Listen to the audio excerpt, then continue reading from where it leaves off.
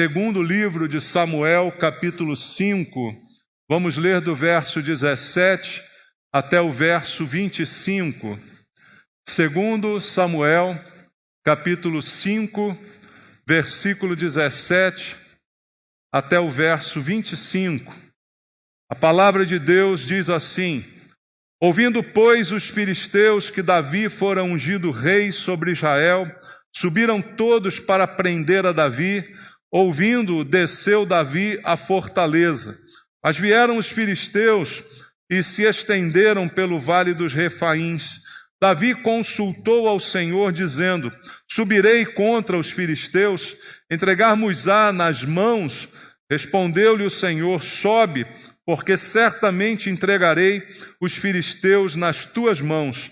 Então veio Davi a Baal-Perazim e os derrotou ali, e disse: rompeu o Senhor as fileiras inimigas diante de mim, como quem rompe águas. Por isso chamou o nome daquele lugar Baal-Perazim. Os filisteus deixaram lá os seus ídolos, e Davi e os seus homens os levaram. Os filisteus tornaram a subir e se estenderam pelo vale dos Refaíns. Davi consultou ao Senhor, e este lhe respondeu: não subirás. Rodeia por detrás deles e ataca-os por defronte das amoreiras. E há de ser que, ouvindo tu um estrondo de marcha pelas copas das amoreiras, então te apressarás. É o Senhor que saiu diante de ti a ferir o arraial dos filisteus. Fez Davi como o Senhor lhe ordenara, e feriu os filisteus desde Geba até chegar a Gezer. Amém. Pai, muito obrigado pela Tua palavra e pela oportunidade de estarmos mais uma vez na Tua casa, querendo ouvir a Tua voz nesse lugar, falando ao nosso coração.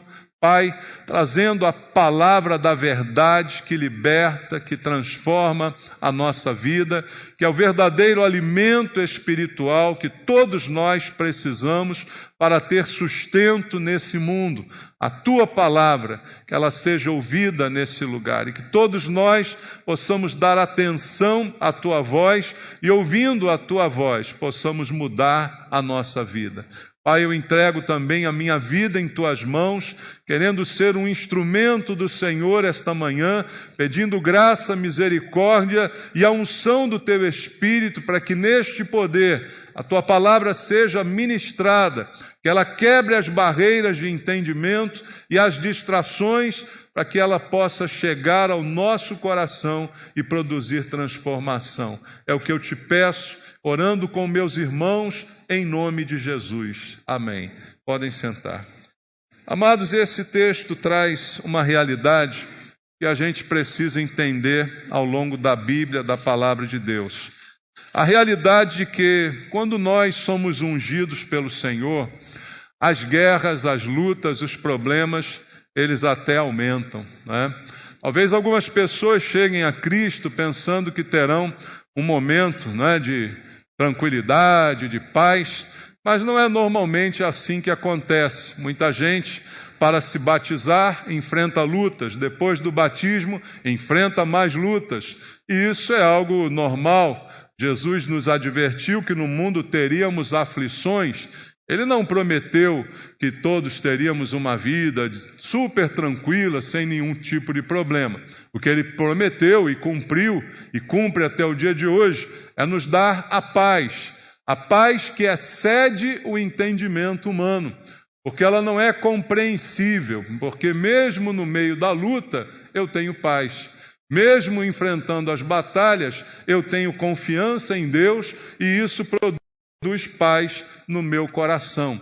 Então, o que nós vemos aqui nesse texto é que, logo depois da morte de Saul, Davi é reconhecido como rei por todo Israel e é ungido como rei, embora ele já tivesse sido ungido muitos anos antes, como quando Samuel, visitou a casa de seu pai, e ali já houve uma unção sobre a vida de Davi. Mas ali Saul ainda era vivo, ele ainda não era o rei efetivamente, e agora nessa altura do texto, já Saul está morto, e ele então é reconhecido rei por toda a nação.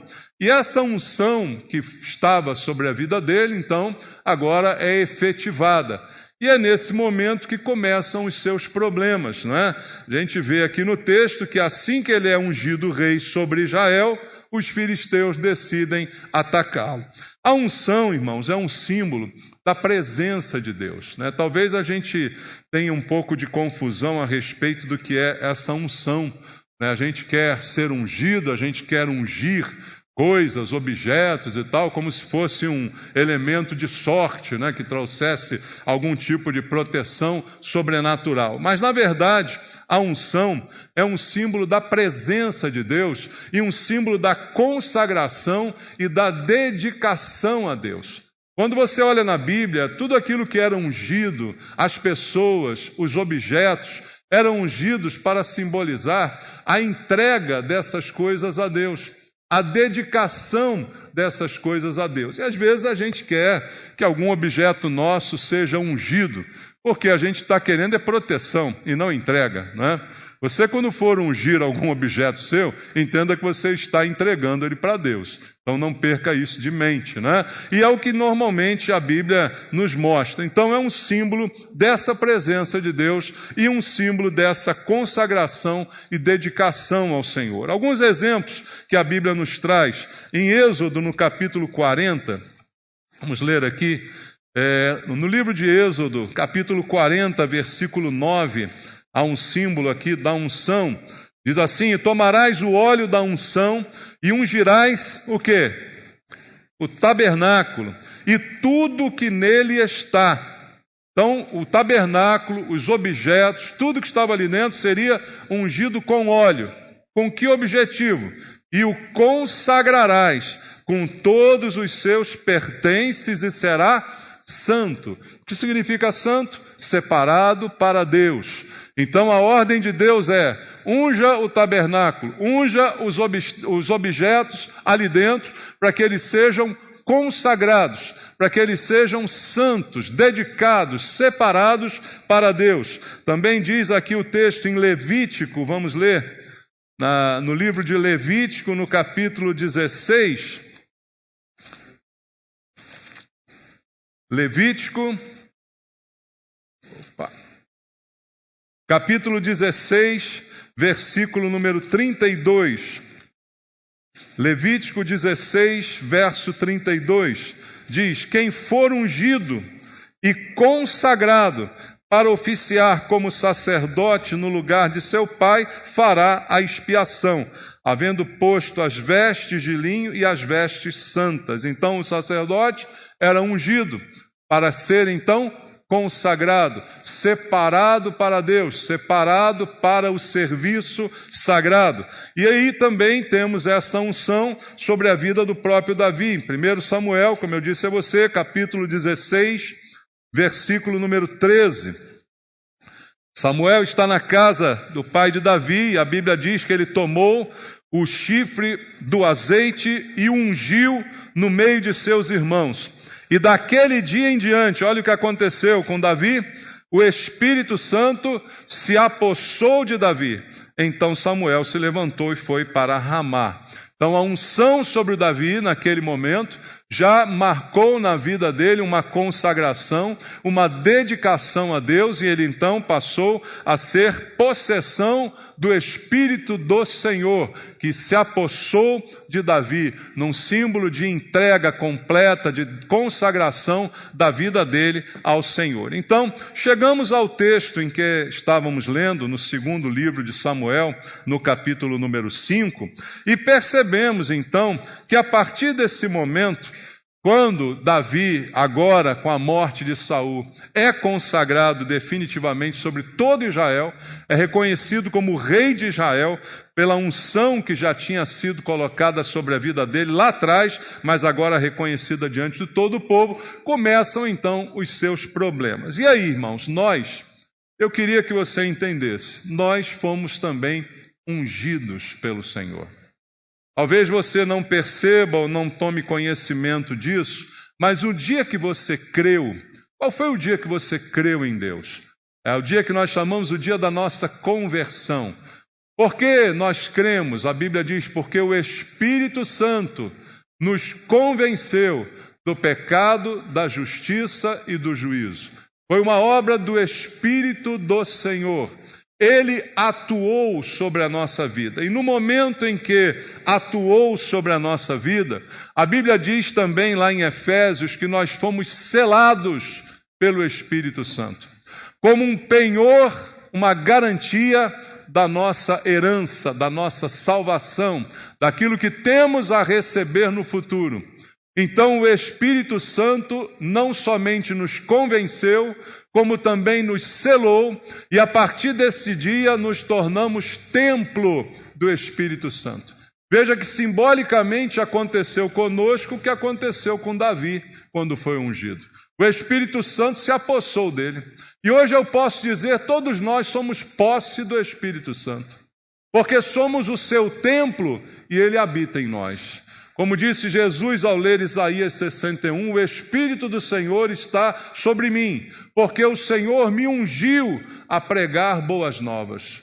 Todo cristão foi comissionado por Deus para pregar o Evangelho. Ide por todo mundo e pregai o Evangelho a toda criatura. Foi a ordem de Deus a mim e a você. E para isso o Senhor me ungiu e ungiu você. Nós fomos ungidos pelo Espírito Santo. Fomos selados com esse Espírito e hoje o temos em nós. Ele é habitação permanente no templo que somos cada um de nós aqui. Então, todos nós também fomos ungidos por Deus. E o que eu quero te dizer a partir desse momento é que esta unção é uma bênção de Deus sobre a nossa vida. Foi uma bênção para Davi ser ungido, ser consagrado. Ser consagrado a Deus é uma bênção. Mas o fato de ser uma bênção não nos livra de problema, de perseguição, de gente querendo o nosso mal, de gente querendo nos destruir. E nós todos temos que ter a consciência disso, queridos. E o exemplo está nesse texto. Veja o que a unção fez com Davi. Ouviram, olha só, a notícia chegou. Ouviram os filisteus que Davi fora ungido rei sobre Israel. Ouviram a notícia. E lá naquele tempo a notícia demorava, né? Hoje não, acontece uma coisa lá não sei aonde, você já sabe na hora, né? Tem a internet aí para mostrar ao vivo a cores, foto, filme, todo mundo mostra tudo o que aconteceu. Mas lá a notícia chegou aos filisteus. Olha, Davi agora é o rei de Israel. Ah, é? Então ele vai ver só. Depois que sabem então que ele é ungido, olha o que acontece. Subiram todos para quê? Para prender a Davi. Ouvindo, desceu Davi à fortaleza. Mas vieram os filisteus e se estenderam pelo vale dos Refaíns. Então, esta unção, essa consagração na vida dele, ao ser ouvida, noticiada, ela promoveu então um sentimento de raiva contra ele, de tentar então atacá-lo, prendê-lo, era o propósito dos filisteus. Então, antes, eles não tentaram prender os filisteus, não tentaram prender Davi. Houve uma época até que Davi andou no meio dos filisteus, e ninguém o tocou, mas agora que ele é rei, agora que ele foi ungido, agora queremos prendê-lo. Depois da bênção, irmãos, há lutas. Nós não podemos ignorar esse princípio de Deus. Deus nos adverte na palavra com esse acontecimento, que isso é comum de acontecer.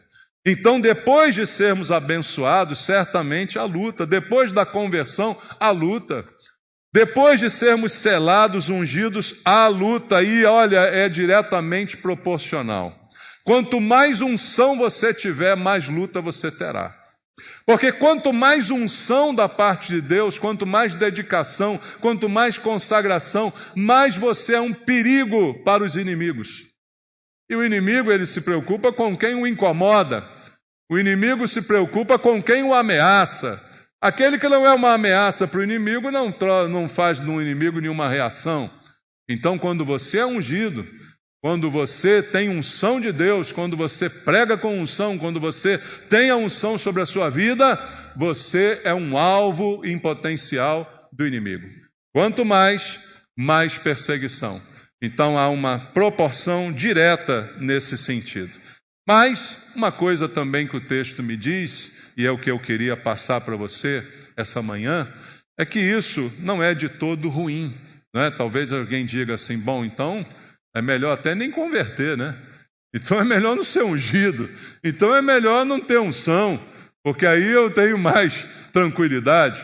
Não, amado, você está enganado e o texto vai mostrar isso para a gente, porque essa perseguição, né, essa luta, ela só nos fortalece, irmãos. Essa luta não nos derrota. O inimigo quer, o inimigo tenta, mas ele não consegue.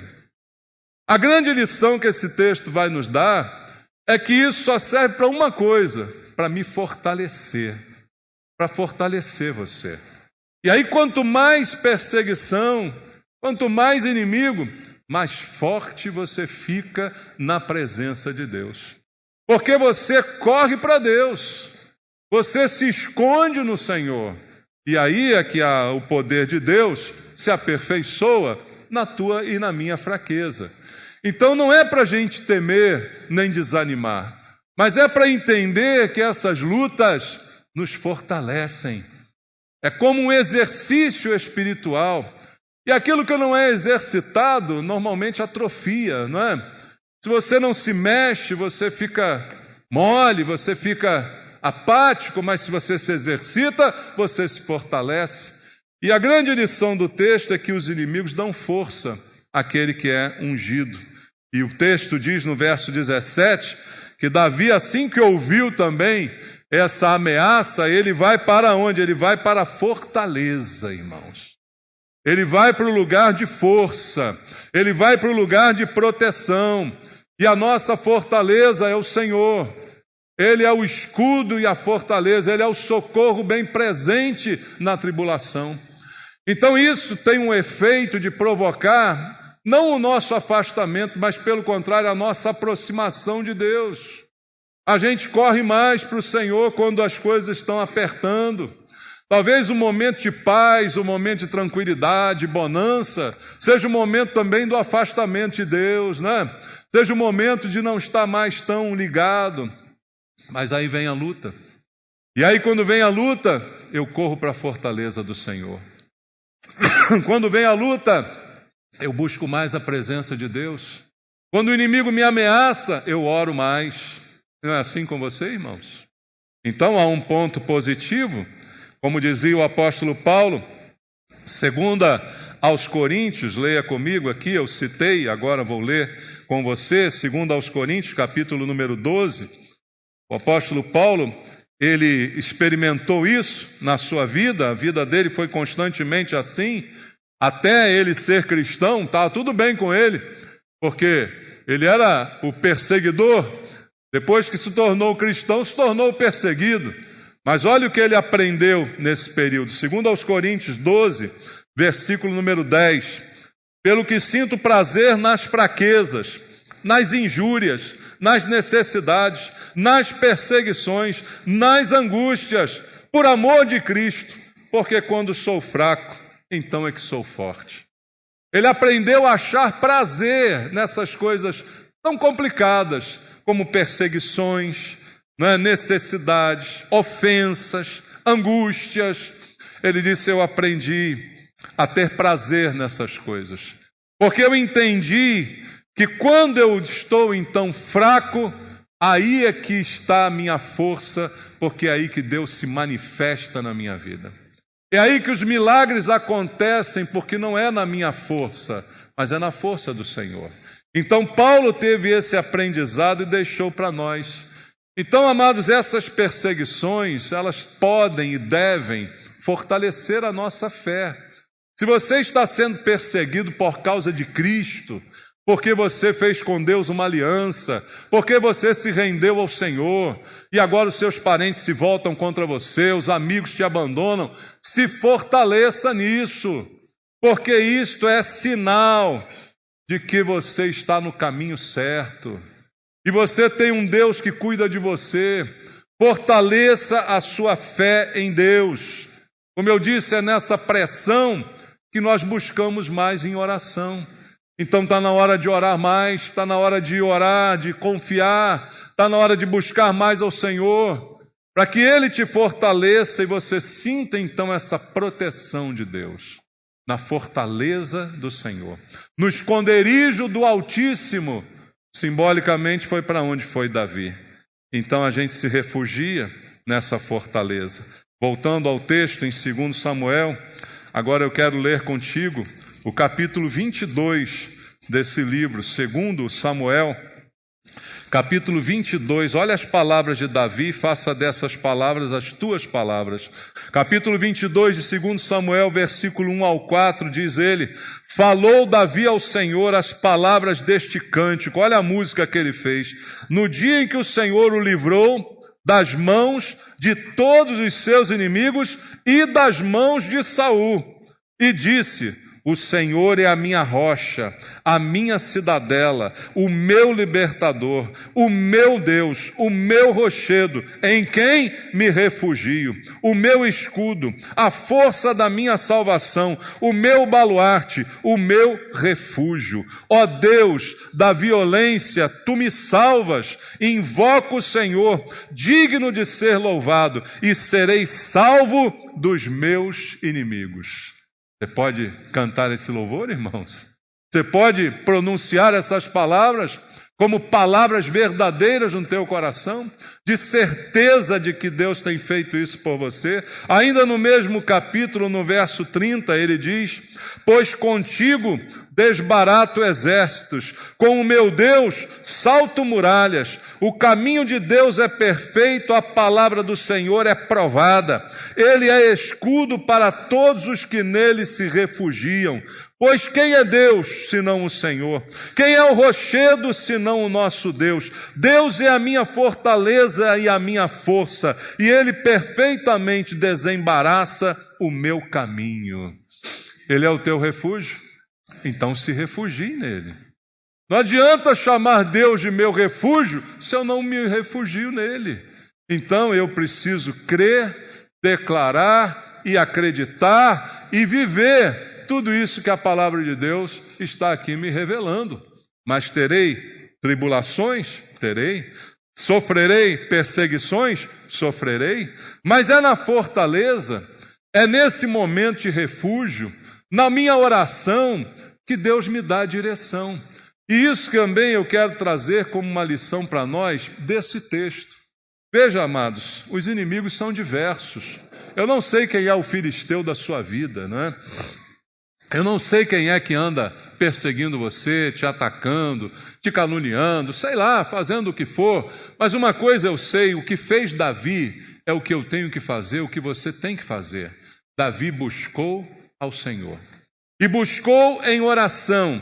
E nessa fortaleza, nesse esconderijo, nesse refúgio, Davi pôde ouvir a voz de Deus através da oração. E Deus deu a ele estratégia. Lembra da estratégia que tanto falava lá o capitão Nascimento? Estratégia é fundamental, meu irmão. Saber como agir é tão importante quanto ter força para agir. Às vezes eu tenho força, mas não sei direcionar a minha força. Às vezes eu tenho qualidades, mas não sei lidar com elas. E quem pode me dar essa instrução é o Senhor. Quem vai me dar a estratégia certa, quem vai me mostrar como reagir, porque nem sempre a nossa reação é o melhor.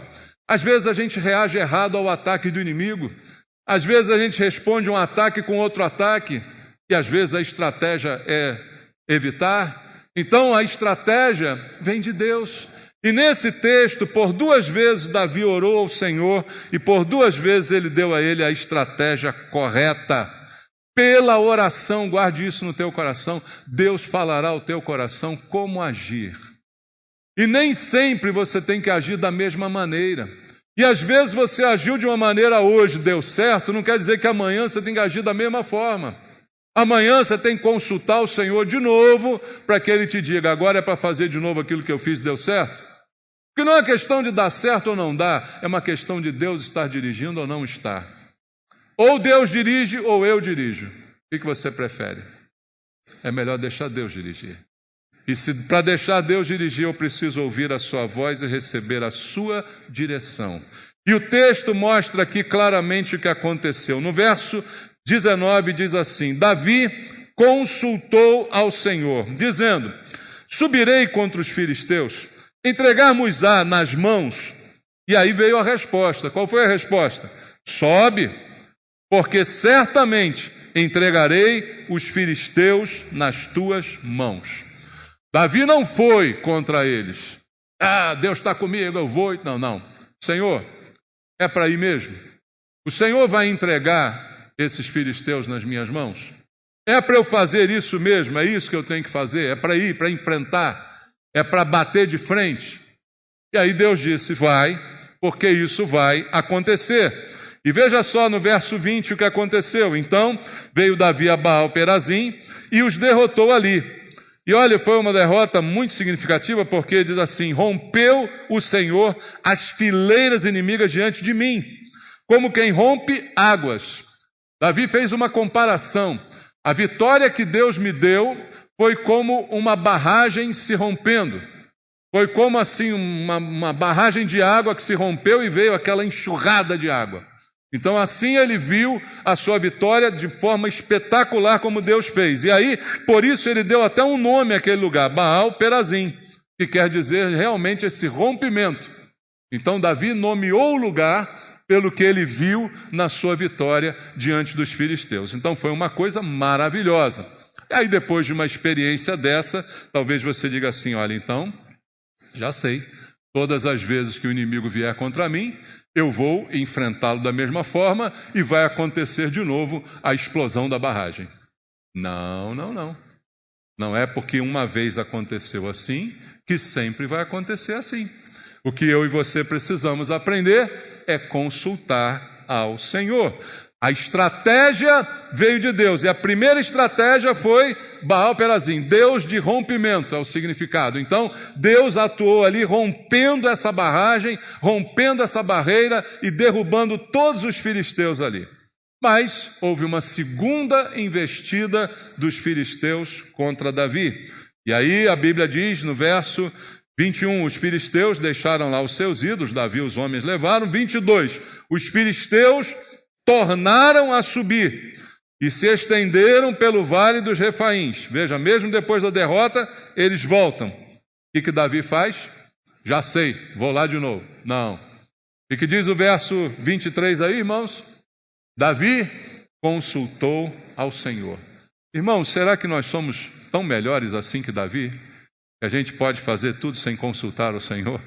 Que a gente pode tomar toda a decisão só baseado nas nossas experiências passadas? Porque pela experiência passada eu diria assim: olha, deu certo fazendo assim, vou fazer assim de novo. Não é a lógica do mundo?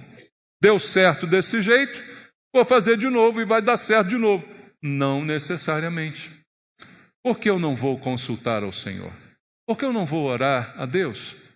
O que o texto está me ensinando aqui, em resumo, irmãos: não fazer nada sem orar primeiro. Não tomar nenhuma decisão sem perguntar para Deus o que Ele acha disso. Sem pedir de Deus a estratégia correta, a maneira certa. Eu sei agir, mas eu preciso saber a maneira de agir. Eu consigo fazer, mas eu preciso saber a maneira de fazer. E a maneira de fazer, essa resposta vem do Senhor. A Bíblia diz: o homem pode fazer planos, mas a resposta vem do Senhor. Você tem bons planos, eu tenho bons planos, nós somos bons planejadores, sabia? A gente consegue planejar legal, mas a resposta vem do Senhor. Mas a resposta só vem se eu perguntar. Não é verdade, irmãos? Deus não vai me dar uma resposta que eu não perguntei. Eu não quero saber, eu quero é fazer de acordo com o que eu planejei. E aí vou lá e quebro a cara. Porque eu não perguntei: Senhor, o plano está aqui. Bonito esse plano que eu fiz. Mas o Senhor aprova? É esse o caminho mesmo? É para ir por aqui mesmo? É dessa forma que eu vou vencer? Guarda a lição desse texto, irmão. Consulta ao Senhor. Consulte ao Senhor. Quantas vezes? Quantas forem necessárias. Quantos desafios tiver, quantas consultas você fará. Quantas vezes o inimigo se levantar contra você, quantas vezes você vai consultar ao Senhor. E diz o texto que Davi então consultou ao Senhor, e este respondeu diferente: não subirás. Na primeira vez, o que Deus diz? Pode subir que você vai lá e vai arrebentar. E agora ele falou: não subirás. Mudou a estratégia. Rodeia por detrás deles e ataca-os por defronte das amoreiras. E há de ser que, ouvindo tu um estrondo de marcha pelas copas das amoreiras, então te apressarás. É o Senhor que saiu de diante de ti a ferir o arraial dos filisteus. Fez Davi como o Senhor lhe ordenara e feriu os filisteus. Percebe aí a diferença? Mudou o plano, mudou a estratégia. A primeira estratégia, de Deus, bata de frente. A segunda estratégia, rodeie por trás. E olha, rodeie por trás e fique atento ao barulho que você vai ouvir por cima da copa das árvores. Esse barulho que você ouvir, sou eu que já estou agindo antes mesmo de você chegar. É o Senhor que já está destruindo os filisteus antes de você botar a cara lá na porta da guerra. Eu já estou agindo antes mesmo de você chegar. Não é bem melhor assim, irmãos? Pensa bem comigo. Não é bem melhor ter a direção de Deus do que eu fazer o que eu quero, de eu bater de frente toda hora, de eu me meter a achar que eu sei o que devo fazer e de repente quebrar a cara? O que o texto vai ensinar é que Deus manda esperar agora a sua manifestação. Ele diz: rodeia por trás e fica atento ao barulho que você vai ouvir. Que barulho é esse? É a manifestação de Deus. Antes de eu tocar no inimigo, Deus já o tocou. Deus já se manifestou antes de eu fazer alguma coisa. Eu preciso aprender a esperar a manifestação de Deus. Em alguns momentos vai ser desta forma. Em outros momentos, Deus vai dizer para mim: vai com tudo, vai de frente, bate de frente. Mas em outros momentos Ele diz: olha, vai por trás agora, rodeia, dá uma volta. Dar uma volta é mais longo, é mais trabalhoso, é mais demorado. Mas é a estratégia que vem do Senhor para a nossa vida. Intercessão e espera. Essa é a resposta de Deus. Interceda, ore, pergunte a Deus, consulte e espere a resposta. Se a resposta não vier, faz o que espera. Não faz igual o antecessor Saul. Está demorando muito, então eu vou agir do jeito que eu quero. Está demorando muito a resposta, eu vou fazer. Espere a resposta de Deus, porque uma coisa o texto me ensina: a vitória é certa, irmãos. Deus não me unge para ser um perdedor. Deus não ungiu você para ser um derrotado. Por isso a Bíblia diz: em Cristo somos mais do que vencedores. Porque até quando há uma pequena derrota aqui ou ali, no final a gente sempre vence. A vida de Davi não foi fácil, nem a de Paulo, nem a minha, nem a sua, mas é vitória atrás de vitória. É vitória no final, sempre, irmãos. Vitória no final, sempre. Não há como ser diferente. Então, o que o texto me ensina é que essa vitória é certa, que a unção, a graça de Deus vão atrair inimigos para a minha vida, mas isso, no fundo, é bom, porque mostra que eu estou na direção certa, mostra que eu estou incomodando o inferno, e isso é a base das minhas conquistas. É de vitória em vitória, é de fé em fé, vencendo, vencendo e vencendo, de acordo com a direção que Deus nos dá. Às vezes vem a derrota porque a gente não ouviu Deus. Quantas vezes na vida de Davi outros textos poderiam ser usados, em que você vê Davi sofrendo derrotas, em que você vê Davi tendo perdas, mas quando você vai ler a história, é porque dessa vez ele não ouviu Deus. É porque dessa vez ele decidiu por ele mesmo. Você lembra da lição de Uzá? Quando Davi resolve trazer a arca, na primeira vez dá tudo errado, porque ele fez do jeito que ele achava. Aí na segunda vez ele consulta o Senhor e agora a arca é conduzida da forma certa. Irmãos, está tudo na Bíblia para a gente ler, aprender e fazer. Agora que eu sei, eu preciso fazer. Agora que eu sei, eu preciso entender que toda luta tem um propósito na minha vida de me fortalecer, de me tornar alguém mais forte como um ungido do Senhor que eu sou. E Deus tem diferentes estratégias para enfrentar os mesmos problemas. E eu preciso aprender com Deus qual a estratégia certa, qual a direção certa para a minha vida, porque Deus, no fundo, quer me dar a vitória. Eu não acredito que Deus me ungiu você, para que a gente seja derrotado e para que alguém possa dizer: valeu a pena servir ao Senhor? Olha aí o que está acontecendo contigo. Não, de forma nenhuma. Um momento ou outro eu posso resvalar. Em algum momento eu posso ter alguma perda, mas no final a vitória é certa. Quanto mais o inimigo resiste, mais Deus marcha contra ele. O versículo 24, para a gente terminar, diz a Bíblia no segundo livro de Samuel: e há de ser que, ouvindo tu um estrondo de marcha pelas copas das amoreiras, então te apressarás. É o Senhor que saiu diante de ti a ferir o arraial dos filisteus.